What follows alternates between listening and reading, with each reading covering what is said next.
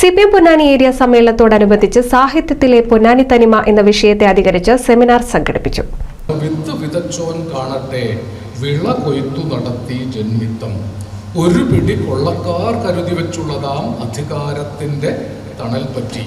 ഒരു പിടി കൊള്ളക്കാരുടെ കയ്യിലാണ് അധികാരം ഇരിക്കുന്നത് എന്നുള്ളത് കൊണ്ട് വിത്ത് വിതച്ചവൻ നോക്കി നിൽക്കെ, വിതച്ചത് കോമനും കുട്ടികളും കോമന്റെ കുടുംബവുമാണ്. അവർ നോക്കി നിൽക്കെ മൃഗബലി പോലെ ക്രൂരമായ വിളജപ്തിയിലൂടെ ആ കുടുംബത്തെ അനാഥമാക്കുന്നിടത്താണ് അധികാരം കൊയ്യണം ആദ്യം നാം, അതിനു മേലാകട്ടെ പൊന്നാനി.